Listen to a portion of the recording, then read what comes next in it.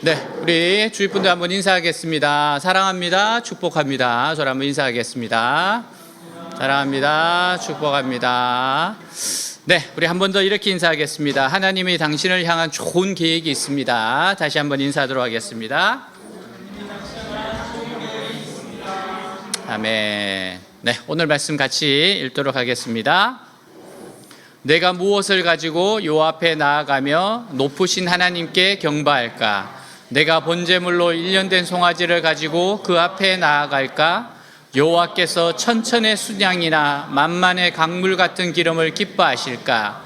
내 허물을 위하여 내 맏아들을 내 영혼의 죄로 말미암아 내 몸의 열매를 드릴까? 사람아, 주께서 선한 것이 무엇임을 내게 보이셨나니 여호와께서 내게 구하시는 것은 오직 정의를 행하며 인자를 사랑하며 겸손하게 내 하나님과 함께 행하는 것이 아니냐. 아멘. 사람들은 보이는 모든 것이 어떻게 생겼는지 궁금해해요. 그리고 이 모든 자연 만물과 사람을 만드신 분이 누구일까 궁금해합니다. 그래서 우연히 만들어졌다고 생각하는 사람도 있고 하나님이 이 모든 것을 창조하셨다고 믿는 사람도 있습니다. 사람들은 하나님이 정말 존재하시는 분인지 알고 싶어해요. 만약 존재하신다면 하나님께 가까이 나아가기 위해서 무엇을 해야 하는지 알고 싶습니다. 또한 어떻게 하면 큰 은혜와 축복을 받을 수 있을지 알고 싶어해요. 그런데 하나님께서 존재하신다면 세상에는 하나님을 찾는 사람들이 워낙 많기 때문에 나한테까지 신경을 써주실 것 같지가 않습니다. 그래서 특별히 헌금을 많이 내거나 금식을 하거나 열심을 내면서 하나님께 가까이 가보려고 애를 써요. 자, 오늘 미가 선지자는 우리에게 그 문제에 대한 해답을 주고 있습니다. 그는 먼저 묻습니다. 어떻게 하면 우리가 하나님 앞에 더 가까이 갈 수 있겠느냐? 어떻게 하면 우리의 죄와 허물을 용서받을 수 있으며 기도 응답을 받을 수 있겠느냐? 그리고 나서 이스라엘 백성들이 하나님께 나아갈 수 있는 방법으로 생각했던 것들을 하나하나 열거한 후에 최종적으로 하나님께서 진정으로 원하시는 것이 무엇인지 밝히고 있습니다. 우리가 하나님께 가까이 나아갈 수 있는 길은 1년 된 송아지나 천천의 수양이나 만만의 기름이나 자기 자식 같은 특별한 예물도 아니고 신비한 체험도 아니에요. 하나님께 나아갈 수 있는 길은 말씀을 듣고 그 말씀대로 사는 겁니다. 우리의 열심이 중요한 것이 아니라 하나님의 말씀이 중요합니다.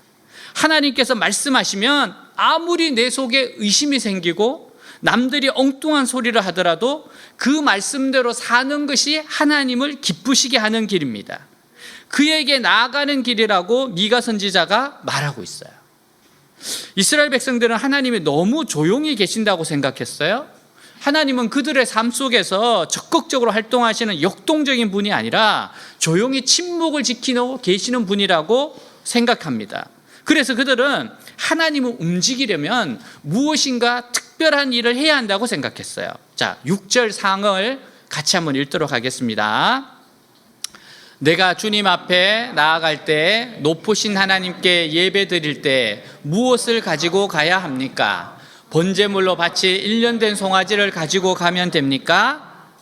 신앙이 없는 사람이면 몰라도 신앙이 있는 사람은 누구나 하나님의 은혜를 사모합니다. 어떻게 해서든지 하나님의 보좌 앞에 가까이 나아가고 싶어하고 하나님의 큰 은혜를 체험하고 싶어할 겁니다. 이스라엘 백성들이 하나님이 조용히 계신 것으로 생각한 것은 이유가 있어요. 만약 그들이 죄를 지을 때마다 즉각 심판을 하셨다면 하나님을 굉장히 역동적인 분으로 생각했을 겁니다. 그러나 그것을 볼 때, 그들이 볼 때 자신들이 죄를 지어도 즉각 벌을 주시는 것 같지가 않아요. 착한 일을 해도 특별한 상을 주시는 것 같지가 않아요. 이처럼 악을 행해도 가만히 계시고 선을 행해도 가만히 계시는 하나님이라면 자신들에게 관심이 없거나 관심이 있더라도 성격 자체가 정적이어서 쉽게 움직이지 않으시는 것이라 아니겠습니까?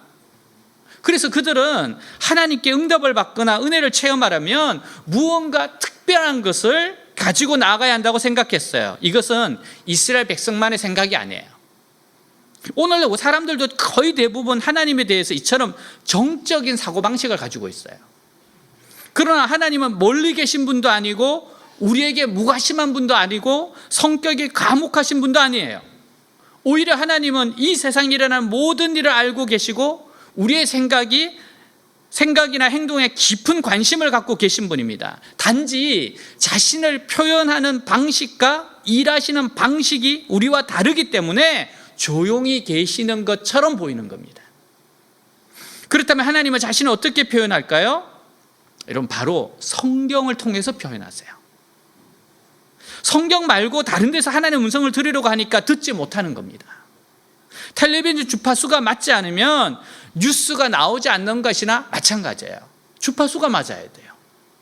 하나님께서 이처럼 말씀을 통해 자신을 나타내시는 것은 그가 인격적인 분이시기 때문에 그렇습니다. 소나 돼지는 인격적인 존재가 아니기 때문에 그들의 말로 가치를 평가하지 않아요. 몸무게나 품종으로 가치를 평가합니다. 여러분, 체격이나 피부색만 가지고 그 사람을 알 수가 없어요. 체격이 크다고 해서 무조건 강하고 거친 것이 아닙니다. 체격이 큰 사람 중에도 바퀴벌레 한 마리 못 잡는 사람이 있어요. 어느 집에 쥐가 나타나니까 제일 먼저 아버지가 도망가셨대. 어머니가 잡으셨대. 그럴 수 있습니다.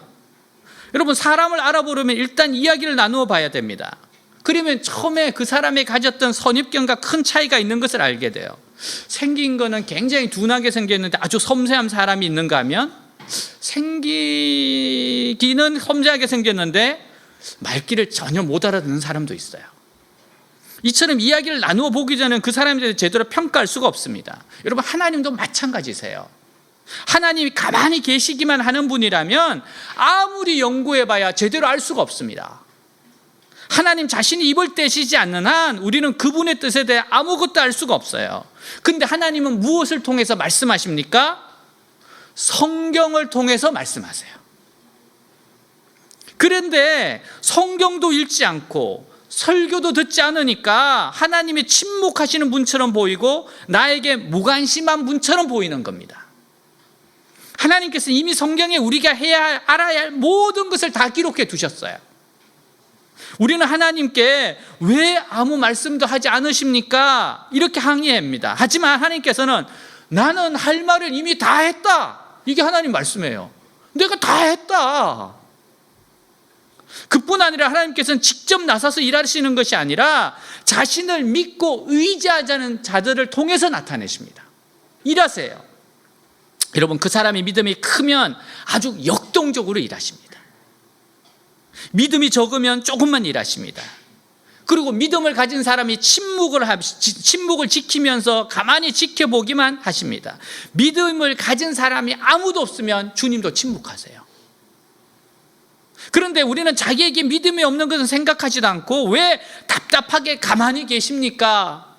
좀 움직여 보십시오. 이렇게 불평하는 거예요. 여러분, 이스라엘 백성들이 출애굽을 할 때 한번 생각해 보세요. 하나님께서 얼마나 역동적으로 일하셨습니까?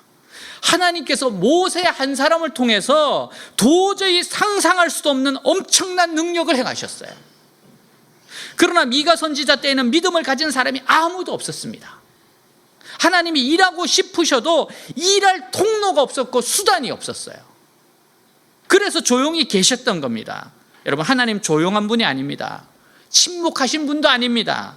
하나님은 이미 우리에게 많은 말씀을 해주셨어요. 우리가 안 듣고 있을 뿐입니다. 또한 하나님은 많은 일을 하기 위해 원하시는 분이에요. 우리의 믿음이 적어서 그 일을 하실 수 없을 뿐입니다. 이스라엘 백성들은 하나님의 음성을 엉뚱한 데서 들으랬어요. 자신들이 믿음이 없는 것은 생각하지 않고 하나님이 일하시지 않는다고만 불평했습니다. 이스라엘 백성들이 하나님의 관심을 끌기 위해서 하나님의 은혜와 축복을 받기 위해 생각해낸 방법이 무언가 특별한 것을 바치는 거였어요.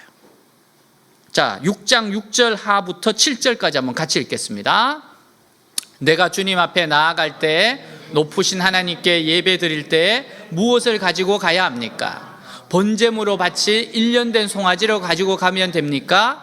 수천 마리의 양이나 수만의 강줄기를 채울 올리브 기름을 드리면 주님께서 기뻐하시겠습니까? 내 허물을 벗겨주시기를 빌면서 내 맏아들이라도 주님께 바쳐야 합니까? 내가 지은 죄를 용서하여 주시기를 빌면서 이 몸의 열매를 주님께 바쳐야 합니까?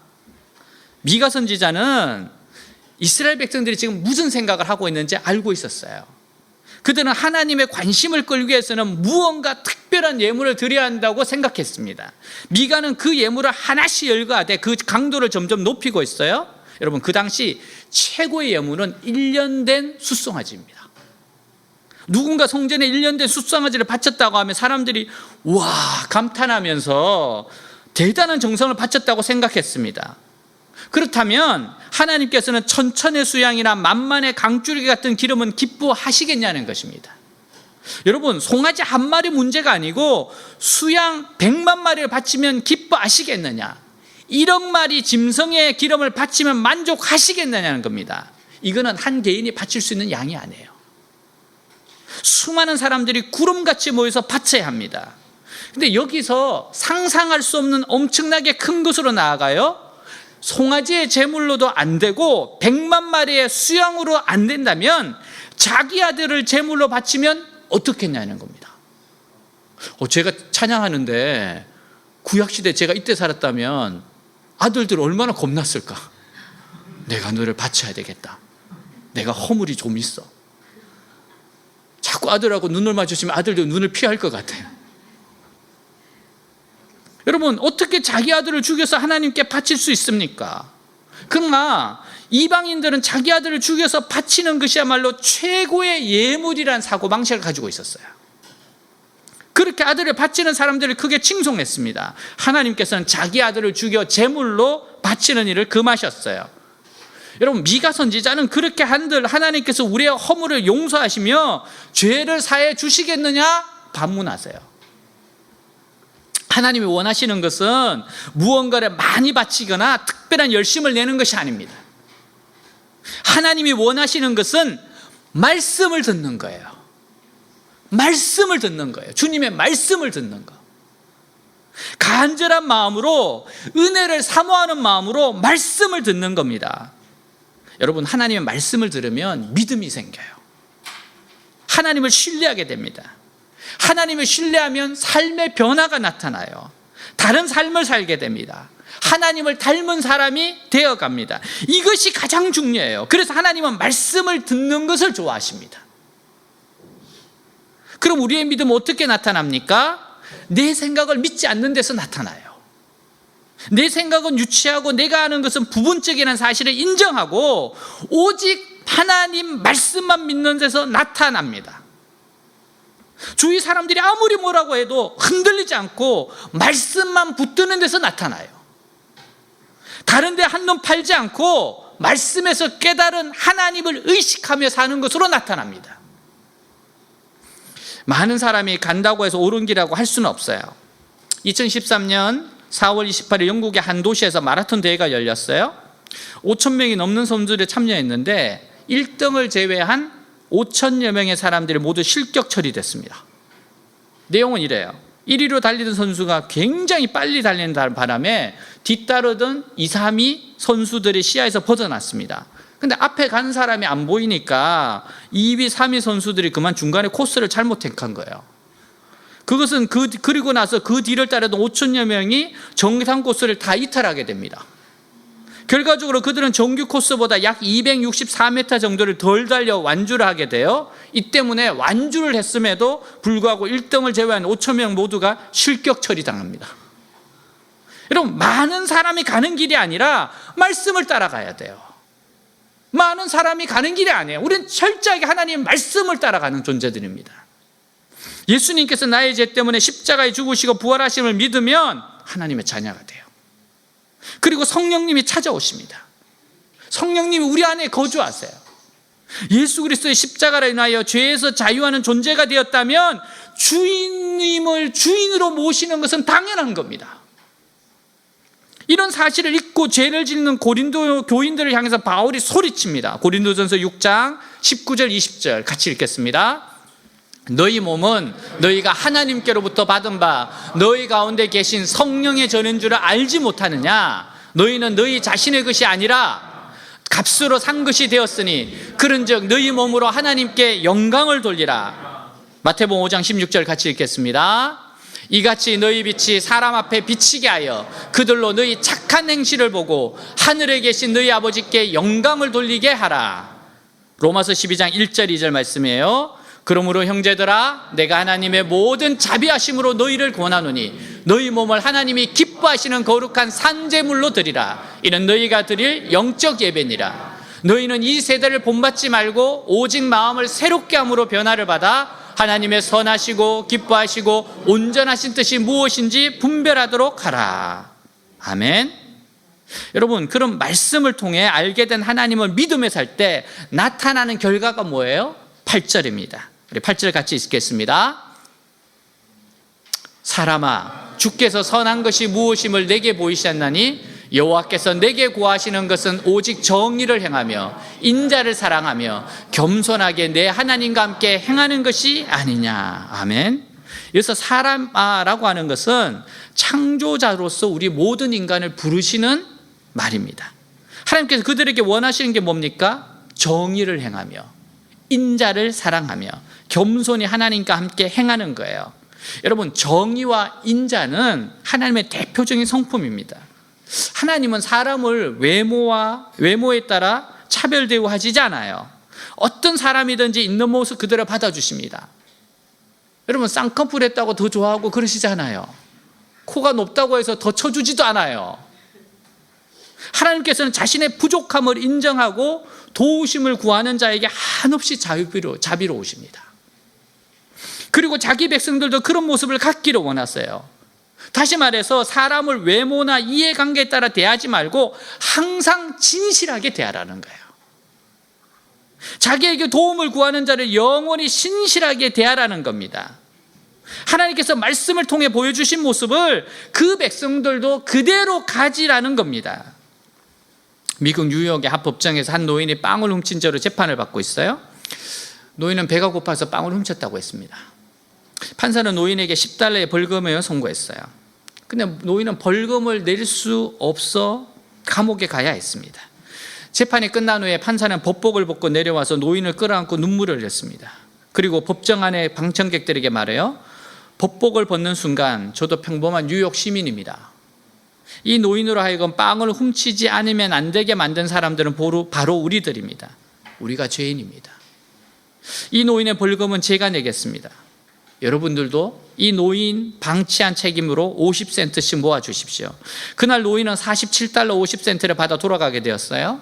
이 마음이 따뜻하고 인자한 판사는 후에 뉴욕의 시장직을 3번이나 역임한 피에돌로 라과디아라는 사람이에요.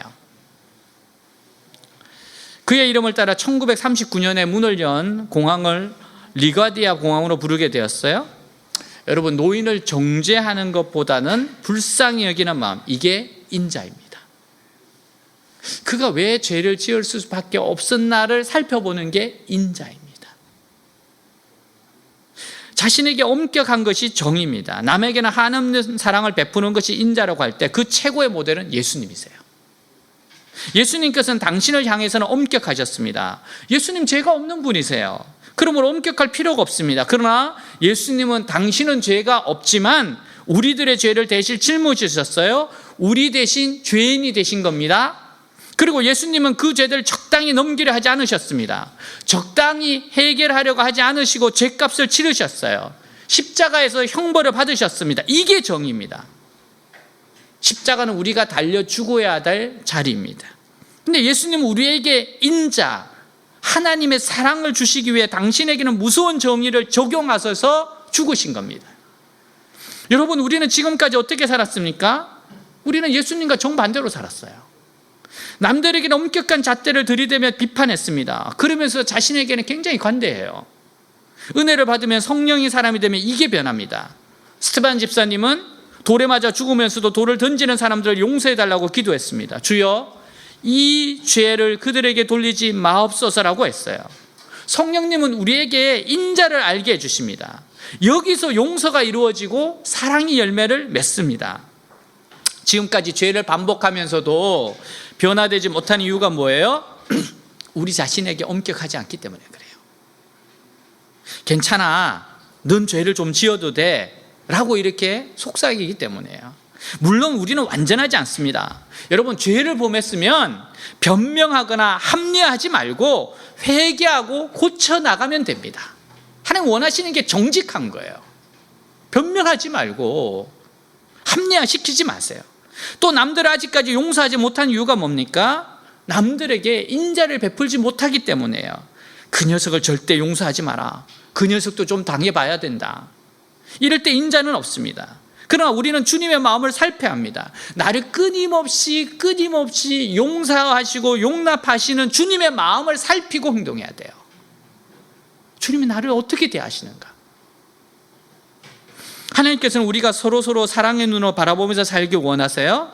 그렇게 할 때 여러분, 가정이 따뜻해지고 세상이 살만한 곳이 됩니다. 자, 세 번째는 겸손히 하나님과 함께 행하는 것입니다. 왜 이것이 필요할까요? 이 세상에 정의와 인자를 바르게 행할 수 있는 사람은 아무도 없어요. 완벽하게 행할 수 있는 사람은 아무도 없어요. 예수님밖에 없어요. 우리는 다 모자랍니다. 부족합니다. 그러므로 우리는 어쩔 수 없이 하나님의 긍휼을 얻어야 돼요. 하나님 불쌍히 여기셔야 됩니다. 하나님 우리를 불쌍히 여기셔야 우리에게 은혜가 임해요. 여러분, 기도할 때 보세요. 주님, 저를 불쌍히 여기시옵소서. 여러분, 이 기도 정말 위대한 기도입니다. 하나님이 불쌍히만 봐주시면 모든 게 해결돼요. 정의와 인자를 최선을 다해 행한 후에 겸손히 하나님과 동행해야 됩니다. 하나님, 저 나름대로 최선을 다해 살았어요. 하나님의 뜻을 따라 정의와 인자를 행했습니다. 그러나 저는 여전히 부족합니다. 이제 하나님의 은혜가 필요합니다. 저를 불쌍히 여겨 주옵소서. 저를 받아 주옵소서. 이런 태도로 하나님께 나아가야 됩니다. 바로 이게 겸손히 하나님과 행하는 거예요. 그러나 어떤 사람들은 교만해서 하나님의 은혜를 구하기보다는 자신의 의를 드러내길 원합니다. 무엇인가 행한 후에 자신을 과시하거나 높이지 않도록 조심해야 돼요. 무엇인가 자기가 잘나서 그렇게 됐다고 생각하는 것은 오만이고 교만이에요. 그러면 넘어집니다. 하나님이 좋은 결과를 주셨을 때 더욱 주님 앞에 다시 엎드려야 돼요. 여러분, 진짜 잘 됐을 때가 정말 엎드려야 될 때예요. 그래야 타락하지 않습니다. 사랑하는 여러분, 우리는 하나님 앞에서 부족한 존재입니다. 그렇지만 부족한 우리, 자주 넘어지는 우리를 격려하시는 자비로우신 하나님 아버지의 마음을 읽어야 돼요. 주님과 겸손히 동행할 때는 이 따사로운 아버지의 마음을 읽어야 돼요. 학비와 생활비를 벌려고 아르바이트 하는 아들에게 아버지가 말씀하세요. 그래, 돈 벌기 힘들지? 한 푼이라도 아껴. 이게 정의예요. 아껴? 이렇게 말하는 게 정의예요. 그렇지만 어려운 친구를 만나면 밥이라도 한 그릇 사주고 돈도 좀 지어주거라. 너무 짜게 굴지 말고. 이게 인자입니다. 이게 인자예요. 그러다가 학비 모자라면 어떻게 하냐고요? 그건 내가 책임진다. 그건 내가 책임진다. 이게 겸손하게 하나님과 함께하는 겁니다. 하나님 은혜를 구하는 거예요. 그래서 우리에게는 정의와 인자와 겸손히 동행하는 것이 필요한 거예요. 이게 하나님이 원하시는 삶이라는 겁니다. 사랑하는 여러분, 하나님의 말씀을 주의 깊게 간절한 마음으로 듣는 것을 하나님이 좋아하세요. 주의 깊게 간절하게 듣는 것. 하나님의 말씀을 들으면 내 속에 변화가 일어납니다. 예배 드리기 전에는요, 굉장히 답답하고 우울했는데 말씀을 듣고 나면 그런 마음이 사라져요. 먹고 살 걱정이 태산 같았는데 말씀을 듣고 나면 뭐 어떻게 되겠지 하는 느긋한 생각이 들어요. 어떤 사람이 정말 미웠는데 저 사람도 그만한 이유가 있겠지 하고 이해하는 마음이 생깁니다. 하나님께서는 특별한 봉사나 예물보다 말씀에 집중하는 것을 가장 기뻐하세요. 말씀에 집중하는 것. 오늘은 하나님이 뭐라고 말씀하실까? 어떻게 나의 길을 인도하실까? 이렇게 집중할 때 굉장히 분명한 말씀으로 응답해 주십니다. 여러분, 하나님은 멀리 계신 분도 과묵한 분도 아니에요. 하나님 우리와 굉장히 가까이 계신 분이십니다. 우리 속에서 일하고 싶어 하십니다. 근데 문제는 우리의 생각이 너무 복잡하다는 거예요. 너무 복잡해요. 하나님이 역사할 수가 없어요. 여러분, 그 복잡한 생각들의 말씀에 제한하시기 바랍니다. 말씀으로 복잡한 것을 정리해야 돼요. 지금 다급하게 결정해야 할 일이 있습니까? 너무도 해결하기 어려운 문제가 있습니까? 다 내려놓고 말씀에 집중해 보세요. 전심으로 말씀을 듣고 그 말씀에 순종하십시오. 어차피 우리 힘으로는 그 문제를 해결할 수 없어요. 우리가 할 수 있는 일은 오직 하나님이 주시는 말씀을 붙들고 거기에 헌신하는 겁니다. 그러면 성령의 능력이 임해서 문제를 해결해 나가기 시작하세요. 만날 사람은 만나게 하시고요, 만나면 안 될 사람 못 만나게 하십니다. 여러분이 직접 문제를 해결하려 들려 말지 마세요. 하나님과 나 사이의 믿음의 통로를 뚫어서 성령님께서 직접 내 문제를 해결하러 오시게 하십시오. 말씀을 듣는다고 해서 엄청나게 많은 말씀을 들을 수 있는 것도 아니에요. 우리 신앙의 그릇이 그리 크지 않기 때문입니다. 아무리 하나님의 말씀이 쏟아져도 그것을 받을 수 있는 그릇이 간장 종지만큼 아주 작아요. 우리는 그 간장 종지만큼만 믿고 순종하면 됩니다. 들은 말씀 그만큼만 순종하면 돼요. 이것이 하나님을 기쁘시게 하는 일입니다. 송아지를 바치는 것보다, 양 100만 마리를 바치는 것보다, 맏아들을 바치는 것보다 훨씬 더 기쁘시게 하는 일입니다. 저는 어리석고 미련한 사람입니다. 오늘 하나님의 말씀을 들려주셔서 그 말씀 붙들고 살게 해주십시오. 제 마음을 바꾸어 주시고 침체된 감정을 녹여 주십시오. 제 입을 열어 하나님을 찬송하게 해주십시오. 미래를 생각하면 너무나 불안하지만 그래도 흔들리지 않고 하나님을 믿게 해 주십시오 라고 기도할 때, 이렇게 기도할 때, 또 저에게도 남들처럼 결혼이나 사업이나 공부에 목표가 있습니다. 그러나 그 목표 자체는 중요하지 않습니다. 오늘 내 속에 오셔서 내 생각을 바꾸어 주시고 감정을 바꾸어 주십시오 라고 기도할 때 하나님께서는 세상에서 가장 큰 기적을 우리 가운데 이루어 주실 겁니다. 하나님이 가장 원하시는 삶을 이 시대에 살아내기를 주님 이름으로 축복합니다. 기도하겠습니다. 오늘 하나님이 들려주신 말씀을, 깨닫게 하시는 말씀을, 지금 감동을 주시는 말씀을 붙잡고 한번 순종해 보십시오. 그 말씀을 붙잡고 겸손히 주님과 행해 보십시오. 하나님께서 어떤 일을 행하시는가. 주님, 제가 순종하고 가겠습니다. 들은 말씀을 그대로 적용하겠습니다. 주님 말씀을 집중하겠습니다. 기도하겠습니다. 하나님 아버지 감사합니다. 하나님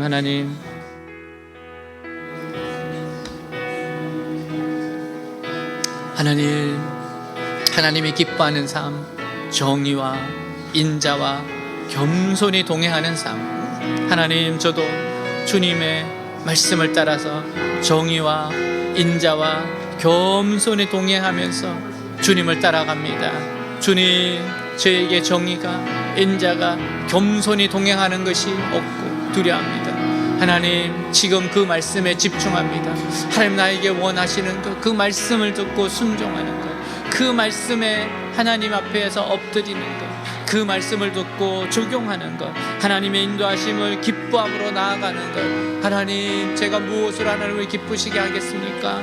하나님, 하나님의 말씀을 듣고자 하고 간절한 마음으로 진심으로 하나님의 말씀을 순종하고자 원하는 이 마음을 주님께서 기뻐하시고 즐거워하시고, 이 말씀에 붙잡힌 삶, 말씀과 더불어 나아가는 삶, 이 말씀에 따라서 순종하는 삶을 기뻐하시는 주님, 내 생각을 바꿔주시고 내 감정을 녹여주시고 주님의 찬양하게 하여 주옵소서.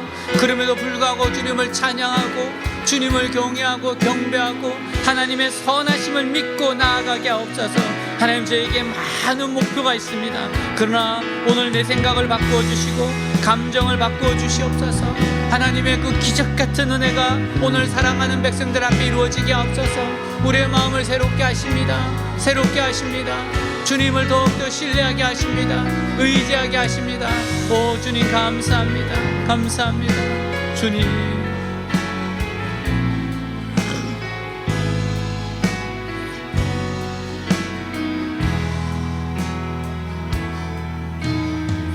세상을 살아가는 동안에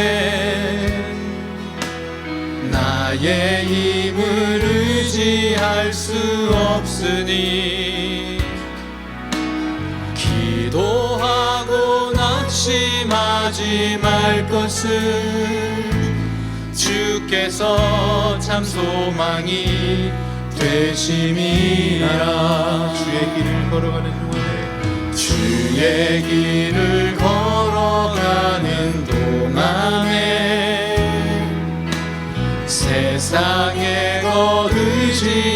수 없으니 감사하고 낙심하지 말 것을 주께서 참 기쁨이 되심이라. 하나님의 꿈이 나의 비전이 되고 예수님의 성품이 나의 인격이 되고 성령님의 권능이 나의 능력이 되길 원하고 바라고 기도합니다. 이 세상을 살아가는 동안에 세상을 살아가는 동안에 나의 힘을 의지할 수 없으니 기도하고 낙심하지 말 것을 주께서 참 소망이 되심이라. 주의 길을 걸어가는 동안에 세상의 것 의지할 수 없으니 감사하고 낙심하지 말 것을 주께서 참 기쁨이 되심이라. 하나님의 꿈이 나의 비전이 되고 예수님의 성품이 나의 인격이 되고 성령님의 권능이 나의 능력이 되길 원하고 바라고 기도합니다. 하나님, 저희들의 삶이 정의와 인자를 사랑하고 겸손히 주님과 동행하는 삶이 되게 하여 주옵소서. 오늘 들었던 말씀을 나의 삶의 현장으로 가지고 가서 적용하고 순종하며 살아가는 생애가 되게 하여 주옵소서. 하나님이 기뻐하시는 삶으로 변화되게 하여 주옵소서. 말씀 듣기를 간절히 원하고 바라게 하여 주옵소서. 간절한 마음으로 말씀을 읽고 말씀을 듣는 인생으로 변화되게 하옵소서. 믿음으로 더욱더 자라나는 인생 되게 하여 주옵소서. 예수님 이름으로 기도하였습니다. 아멘.